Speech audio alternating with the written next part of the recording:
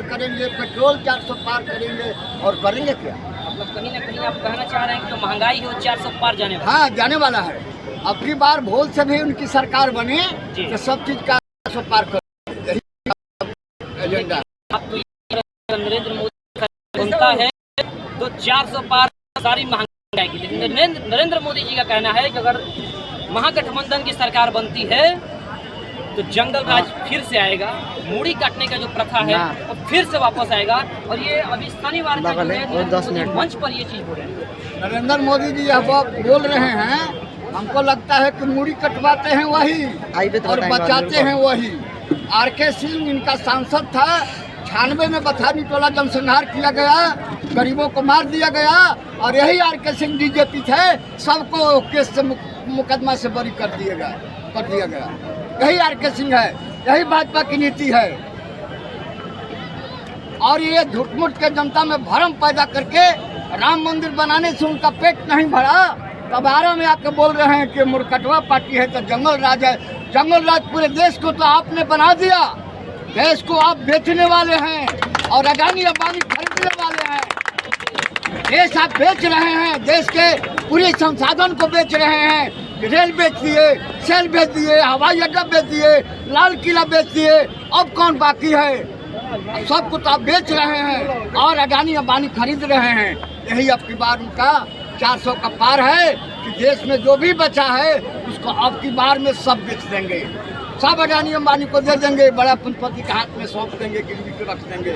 यही उनका कहना है। कहीं ना कहीं नरेंद्र मोदी को देखा जा रहा है कि चुनावी दौर में बहुत ही रैलियां कर रहे हैं, जनसभा कर रहे हैं, क्योंकि जो नौ मतदाता है ना, जो नए वोट करने वाले वोटर हैं, उनको अपने तरफ खींचने के लिए आजादी तो क्या लगता है कि जो नरेंद्र मोदी की जो रैली है, रैली करने से 9 मतदाता लोग उनकी तरफ चले जाएंगे? सुनिए, आज़ादी के बाद कोई ऐसा प्रधानमंत्री नहीं है कि कोई भी लोग राज्य में एक बार रैली करता है, लेकिन नरेंद्र मोदी पूरे देश में एक राज्य में 9 बार रैली करते हैं। इसलिए उनका लोग भी कह रहे हैं कि अब की बार हम गए, अब की बार गए। पूरे देश की जनता मन बना चुकी है। उन्होंने संविधान को बदलने का जो साजिश रचा है, इस संविधान के खिलाफ, संविधान बचाने के लिए सारे लोग खड़े हैं कि हमारे देश में जो संविधान है वो संविधान बचे, और इनकी रक्षा करने के लिए भारत के गरीब किसान मजदूर टुकके मर जाएंगे, लेकिन इस संविधान को नहीं बदलने देंगे। यही हम लोगों का बड़ा मकसद है कि संविधान का रक्षा करें। देखा जा रहा है कि जो चुनावी दौर में कहीं ना कहीं भीड़ का मुख्य प्राथमिकता दिया जाता है, और दिया जा भी रहा है बीजेपी वाले के लोग के द्वारा कि हमारे रैली में इतना भीड़ रहा, हमारे जनसभा में इतना भीड़ रहा। तो अभी जो है यहाँ पे राहुल गांधी और तेजस्वी यादव जी आने वाले हैं, लेकिन समय हो चुकी है और कुर्सियाँ बहुत सारी खाली दिख रही है। उसके लिए क्या है? देखिए, उनका भीड़ आने दीजिए, उसके बाद पर आता है। सुनिए ना हमारी बात को, बीजेपी के रैली में पैसा दिया जाता है, गाड़ी भेजा जाता है, इसलिए उनका भीड़ ज्यादा हो सकता है। ये जो भीड़ देख रहे हैं ये ओरिजिनल भीड़ है, और ये मतदाता सब लोग आए हैं। और आप यहाँ खाली देख रहे हैं, इससे ज्यादा लोग रोड पर अभी तैर रहे हैं। जिस समय हेलीकॉप्टर गिरेगा उस समय आपको यहाँ जगह नहीं मिलेगा, इसलिए कि भाड़े पर नहीं आए हैं, भाड़े पर नहीं आए हैं। ये सब लोग अपना खर्चा से अपना नाश्ता कर रहे हैं, अपना खाना खा रहे हैं, और सब लोग इस व्यस्त मौसम में न तेजस्वी जी पैसा दिए हैं, न सुदामा प्रसाद पैसा दिए हैं, न राहुल पैसा दिए हैं। सब अपने विचार से आए हैं, और सब लोग मतदाता हैं, अपने अपने गाँव में जाते हैं तो इनका प्रचार करते हैं।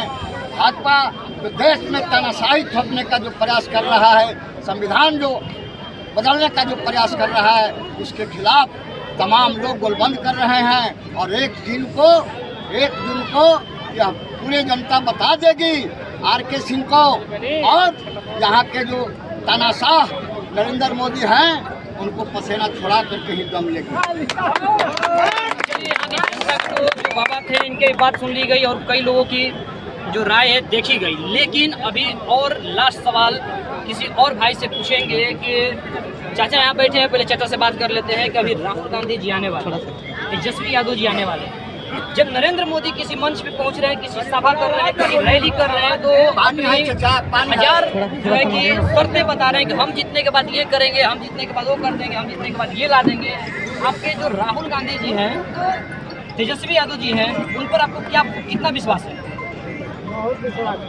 मात्र एक शब्द से, एक वाक्य से जान लीजिए कि मनमोहन सिंह जब प्रधानमंत्री थे और राहुल गांधी सांसद थे, उस समय एक बिल पास कर रहे थे मनमोहन सिंह, उस बिल को राहुल गांधी ने फाड़ दिया। आपको पता होगा कि वो कैसा बिल था।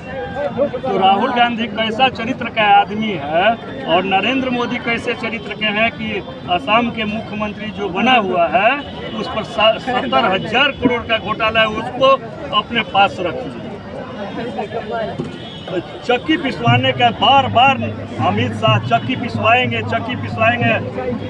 महाराष्ट्र का जो डिप्टी सीएम है उसको डिप्टी सीएम बना दिया। तो नरेंद्र मोदी में और राहुल गांधी में इतना का फर्क है, केवल इतना ही से जान लीजिए कि राहुल गांधी चोटों को बाहर करना चाहता है सांसद से और नरेंद्र मोदी चोटों को अपने पास रखना चाहते हैं।